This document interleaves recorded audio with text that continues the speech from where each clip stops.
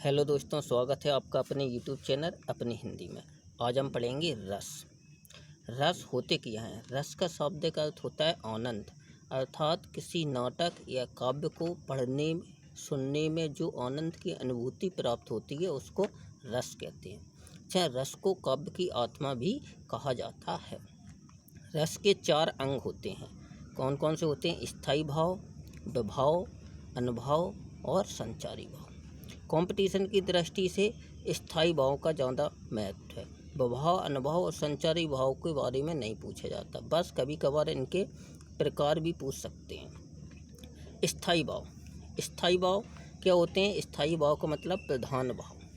प्रधान भाव क्या होते हैं? प्रधान भाव किसी नाटक में शुरू से लेके आखिरी तक रहते हैं।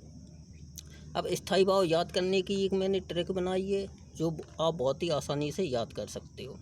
क्या ट्रिक है? पढ़ते हैं उसको। शांत करुण श्रृंगार भयानक, मिलकर वीर हास्य बना, निर्वेद शोक रति भय से मिलकर उत्साह हास बना, अद्भुत विभत्स रौद्र के कारण नौ रस का परिवार बना, विस्मय जुगुप्सा क्रोध के कारण स्थायी भाव बना। अब कैसे? शांत का क्या होता है? स्थायी भाव निर्वेद। करुण का क्या होता है? शोक। श्रृंगार का क्या होता है? रति। भयानक का क्या होता है? भय। से मिलकर वीर का क्या होता है? उत्साह। हास का क्या होता है? हास। ऐसे ही अद्भुत का देखेंगे। अद्भुत का क्या होता है? विस्मय, आश्चर्य। जुगुप्सा का क्या होता है? विवश का जुगुप्सा। और रौद्र का होता है क्रोध। ये ट्रिक आप एक याद कर लोगे, रस अपने आप पहचानने लगोगे। अब उसमें क्या रहता है? ये पहचान लिया आपने। अब उसने पूछा कि एक उदाहरण के जरिए अपन समझते हैं। जैसे वीर तुम बढ़े चलो, धीर तुम बढ़े चलो, हाथ में ध्वजा रहे, बाल दंत सजा रहे।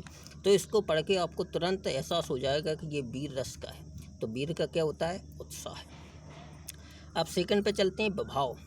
तो विभाव 2 प्रकार के होते हैं, जिनमें एक आलम्बन होता है, एक उद्दीपन होता है। आपको इसके बस यही याद करना है कि ये कितने प्रकार के होते हैं। तो ये 2 प्रकार के होते हैं।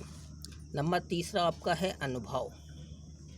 मनोगत भाव को अनुभाव कहते हैं। मनोगत यानी मन के अंदर आने वाले भाव को ही अनुभाव कहते हैं। इसकी संख्या 8 मानी गई है। सबसे लास्ट का है आपका संचारी भाव। मन में संचरण करने वाले भाव को संचारी भाव कहते हैं। जैसे हर्ष, दुख, जो मन में जो भाव आते हैं उसको संचारी भाव। इसकी संख्या 33 मानी गई है। अच्छा, अब वो ये भी पूछ सकता है कि रस का सर्वप्रथम उल्लेख कहाँ मिलता है? तो ये याद रखने योग्य बात है कि रस का सर्वप्रथम उल्लेख ऋग्वेद में मिलता है।